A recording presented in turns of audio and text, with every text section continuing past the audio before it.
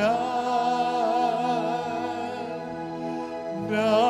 mula sa Amang mahal. Alleluia,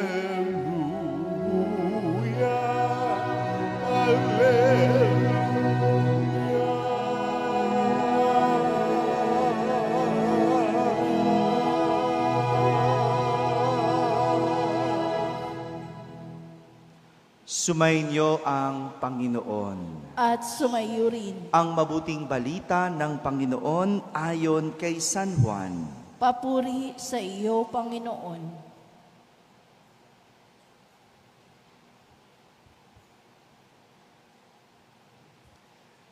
Noong panahong iyon, sinabi ni Jesus sa kanyang mga alagad, "Ito ang aking utos. Mag-ibigan kayo gaya ng pag-ibig ko sa inyo. Walang pag-ibig na hihigit pa sa pag-ibig ng isang taong nag-aalay ng kanyang buhay para sa kanyang mga kaibigan. Kayo'y mga kaibigan ko kung tinutupad ninyo ang mga utos ko. Hindi ko na kayo inaaring alipin, sapagkat alam ng alipin ang ginagawa ng kanyang Panginoon. Sa halip, inaari ko kayong mga kaibigan, sapagkat sinabi ko sa inyo ang lahat ng narinig ko sa aking Ama. Hindi kayo ang pumili sa akin. Ako ang pumili at humirang sa inyo upang kayo'y humayo at mamunga at manatili ang inyong bunga. Sa gayon, ang anumang hingin ninyo sa Ama sa aking pangalan ay ipagkakaloob sa inyo. Ito ang iniuutos ko sa inyo. Mag-ibigan kayo." Mga kapatid, ang mabuting balita ng Panginoon. Pinupuri ka namin, Panginoong Hesukristo. Umupo ang lahat at makinig sa homilya. Magandang umaga po sa inyong lahat. Magandang umaga sa mga nasa barangay, sa mga nasa tahanan, at sa mga nasa abroad na nagsisimba via online. Isang magandang araw sa inyong lahat. Tayo pa rin ay nasa tema ng pag-alis o paglisan ni Jesus. Review nga tayo. Bakit aalis si Jesus? Ayan, no?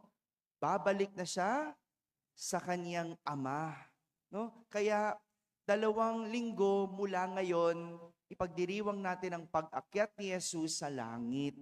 At araw-araw, simula nung Lunes, patuloy na nagpapaalam si Jesus. Kung kahapon, nag-iwan ng bilin si Jesus na 3 beses niyang inulit. Ano nga yung bilin ni Jesus kahapon? 3 beses inulit, nalimutan nyo na. No? Manatili. No? Sabihin nyo nga. Naalala nyo na, di ba? Kahapon sabi ni Jesus, manatili kayo sa akin at mananatili din ako sa inyo. Oh, nalimutan nyo na. Paano ba yan? Oh. Kahapon, nagbilin si Jesus sa kanyang mga alagad na manatili sila.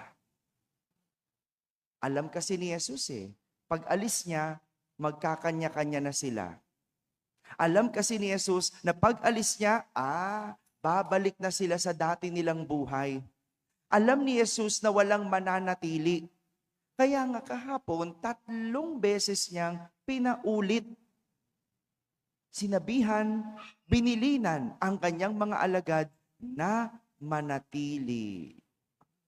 Ngayong araw na ito, hindi naman bilin ang iniiwan ni Jesus sa kanyang mga maiiwang alagad, kundi siya ay nagiiwan ng utos.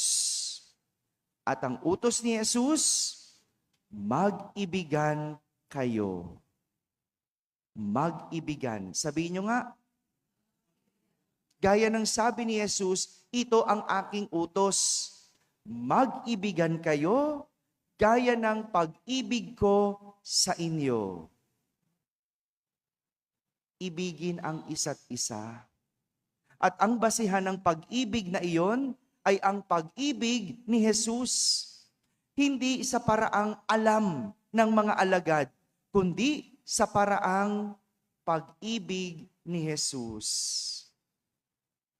Ayon kay Jesus, walang pag-ibig na hihigit pa sa pag-ibig ng isang taong nag-aalay ng kanyang buhay para sa kanyang mga kaibigan. Yun ang tunay na pag-ibig. Yung kaya mong ialay ang sarili mong buhay para sa kaibigan.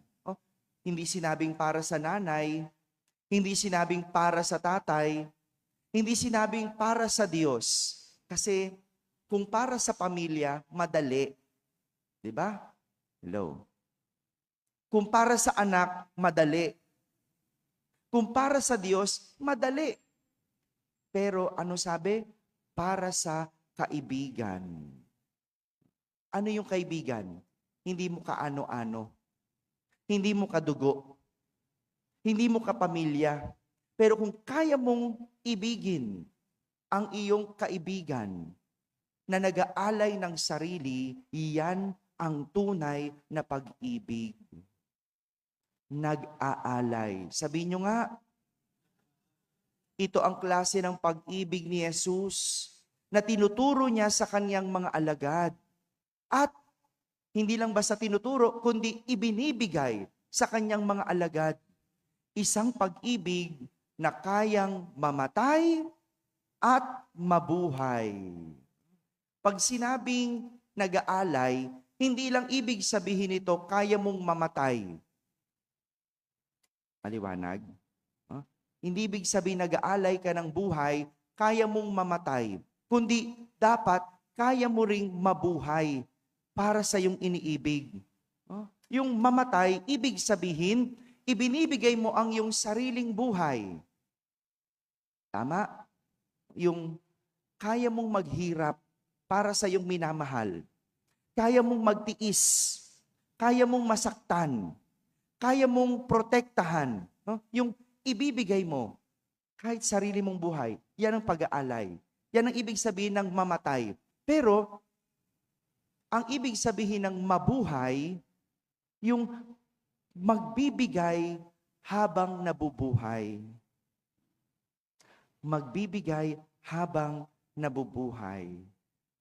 So ano yung mabubuhay para sa minamahal? Yung gagawin mo lahat habang nabubuhay. Yung sisikapin mo na hindi ka magkasakit para maalagaan ang iyong minamahal. Yung sisikapin mong na gawin kang malakas para lagi kang andyan. Yung mamatay, minsan, yun lang ang nasa isip natin. Di ba? Pero hindi ba, kailangan mo ring mabuhay para sa iyong minamahal? O lalo na, no? Bata pa ang mga anak mo. Hindi ka pa pwedeng mamatay. Kailangan mo magsumikap. Kailangan mo magtiis. Kailangan mong mabuhay. Yung mamatay, ibig sabihin, ibinibigay ang sariling buhay. Pero yung mabuhay, ibig sabihin, magbibigay habang nabubuhay.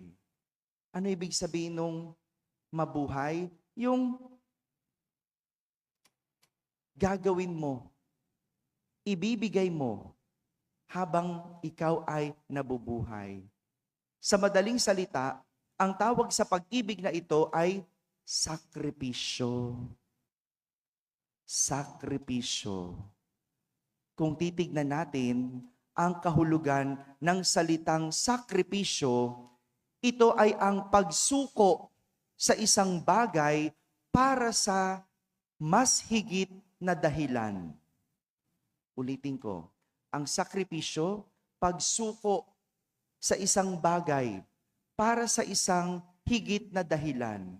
Halimbawa, no? pagsakripisyo. No?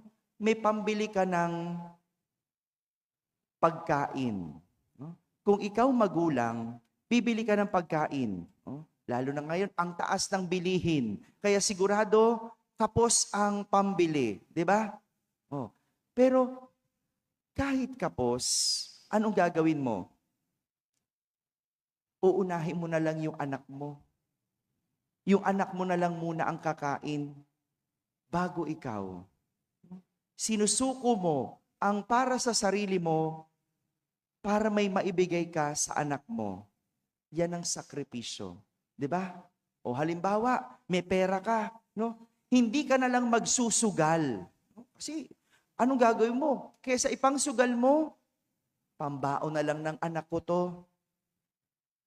'Di ba? Kasi sasabi mo, libangan ko ang pagsusugal eh.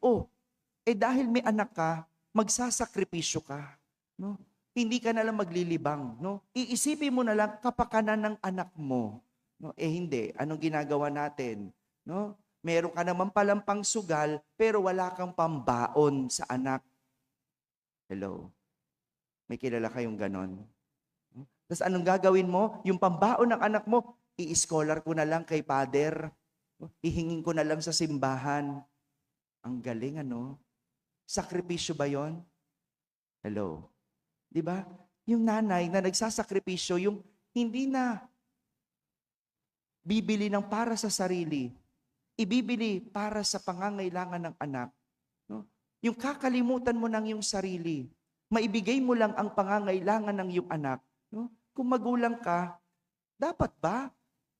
Iniisip mo pa ang iyong paglilibang? Iniisip mo ba ang iyong kapakanan? Well, pwede naman, pero unahin mo na ang anak. Ganun ang ibig sabihin ng mamatay. Ganun ang ibig sabihin ng mag-alay ng sariling buhay. Pero, hindi lang yon. Kailangan mo ring mabuhay para sa iyong anak. Ano ibig sabihin nun? Kailangan mong gawing malusog ang sarili mo.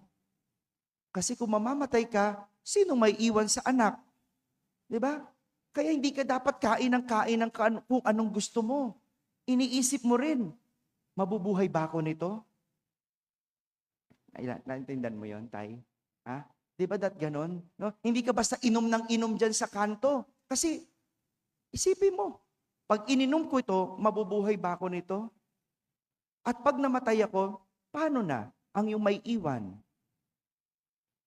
Kahit yon, sakripisyo. Yung kating-kati ka na uminom. Pero dahil iniisip mo ang anak mo, hindi na ako iinom. Kating-kati ka na magbisyo. Dahil iniisip mo ang pamilya mo, hindi na ako magbibisyo. Kasi kailangan pa ako ng pamilya ko. Kailangan pa ako ng minamahal ko. Yan ang ibig sabihin ng sakripisyo. Pagsuko sa isang bagay para sa mas malalim na dahilan. Hindi ka nabibili ng lipstick para sa malalim na dahilan. Pangkain na lang. Hindi ka na magsusugal para sa mas malalim na dahilan. Pambaon na lang. Hindi na ako magbibisyo. Susuko ko na to. Para sa mas malalim na dahilan. Para mas mabuhay pa ako. Yan ang ibig sabihin ng pag-ibig. Kaya, kung sinasabi mong ikaw ay umiibig at hindi ka marunong magsakripisyo, hindi ka umiibig. Anong ginagawa mo? Kapritsyo. Ano yung kapritsyo? Yung gagawin mo lang dahil gusto mo. Gusto ko lang magjowa, gusto ko lang mag-asawa, pero hindi mo naman kaya magsakripisyo, kapritsuhan lang yan. Kaya kung hindi mo kayang mamatay at hindi mo kayang mabuhay para sa iba, hindi ka umiibig. Ito ang utos ni Jesus. Mag-ibigan kayo. At ito rin yung nagawa ni Bernabe at San Pablo sa ating unang pagbasa. Anong ginawa nila? Sinuko nila ang kanilang buhay para kay Jesus sa pamamagitan ng pagtuturo at pagpapalaganap ng mabuting balita. Sa halip na mabuhay sila para sa sarili, ginamit nila ang kanilang buhay para sa pananampalataya. No? Ang galing ng mga alagad na ito, no? Pwede namang sa kanila lang yung buhay nila eh.